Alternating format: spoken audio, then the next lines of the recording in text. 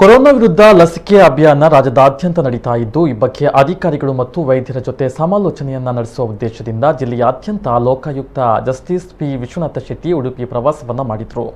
ನಗರ ಪ್ರಾಥಮಿಕ ಆರೋಗ್ಯ ಕೇಂದ್ರಕ್ಕೆ ಭೇಟಿ ಕೊಟ್ಟು ಲಸಿಕಾಕರಣದ ಬಗ್ಗೆ ಮಾಹಿತಿಯನ್ನ ಸಂಗ್ರಹ ಮಾಡಿದ್ರು. ಉಡುಪಿ ಬೋರ್ಡ್ ಹೈಸ್ಕೂಲ್ಗೆ ಭೇಟಿ ಮಾಡಿ ವಿದ್ಯಾರ್ಥಿಗಳ ಜೊತೆ ಸಮಾಲೋಚನೆಯನ್ನ ನಡೆಸಿದ್ರು. ನಿಟ್ಟೂರು ಮಹಿಳೆಯರ ನಿಲಯ ಸಖಿ ಸೆಂಟರ್ಗೆ ಭೇಟಿ ನೀಡಿ ಪರಿಶೀಲನೆ ಮಾಡಿದ್ರು.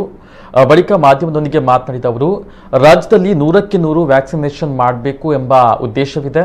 ಸದ್ಯ ದಕ್ಷಿಣ ಕನ್ನಡ ಉಡುಪಿ ಜಿಲ್ಲಾ ಪ್ರವಾಸ ಮಾಡ್ತಾ ಇದ್ದೇನೆ. ಶೀಘ್ರ 2 ಡೋಸ್ಗಳನ್ನು ಜಿಲ್ಲೆಯ ಜನ ಹಾಕಿಸಿಕೊಳ್ಳಬೇಕು. ಜಿಲ್ಲೆಯಾದ್ಯಂತ ಪ್ರತಿದಿನ ಲಸಿಕೆ ಲಭ್ಯ ಇದೆ.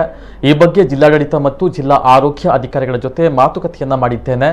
ಎಲ್ಲ ಬೇಡಿಕೆಗಳನ್ನು ಸರ್ಕಾರದ ಗಮನಕ್ಕೆ ತರುತ್ತೇನೆ ಎಂದರು.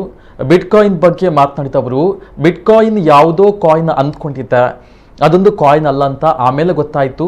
ನ್ಯಾಯಾಧೀಶನಾಗಿ ಈವರೆಗೆ ಬಿಟ್ಕಾಯಿನ್ ನೋಡಿದ್ದಿಲ್ಲ, ಕೇಳಿದ್ದಿಲ್ಲ. ಪ್ರಕರಣ ಈಗ ತನಿಖೆಯ ಹಂತದಲ್ಲಿದೆ. ಸದ್ಯಕ್ಕೆ ಏನನ್ನೂ ಹೇಳಲು ಸಾಧ್ಯವಿಲ್ಲ ಎಂದರು.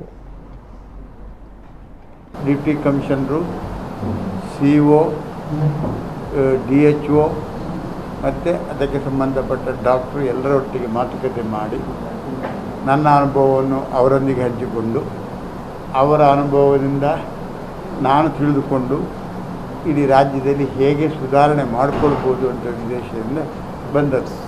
ಉದ್ದೇಶವನ್ನು ವ್ಯಾಕ್ಸಿನೇಷನನ್ನು ಮ್ಯಾಕ್ಸಿಮೈಸ್ ಮಾಡುವಂಥದ್ದು. ಸೆಕೆಂಡು, ಶಾಲೆ ಕಾಲೇಜು ಓಪನ್ ಆದ ಸಂದರ್ಭದಲ್ಲಿ ಸರ್ಕಾರವು ಹಲವಾರು ನಾಮ್ಸನ್ನು ಗೈಡ್ಲೈನ್ಸನ್ನು ಕೊಟ್ಟಿದ್ದಾರೆ.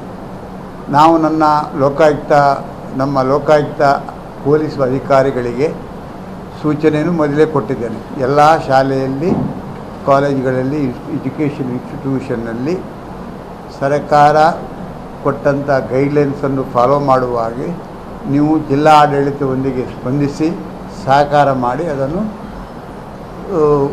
ಯಶಸ್ವಿಯಾಗಿ ನಡೆಯುವಂತೆ ನೋಡಬೇಕು.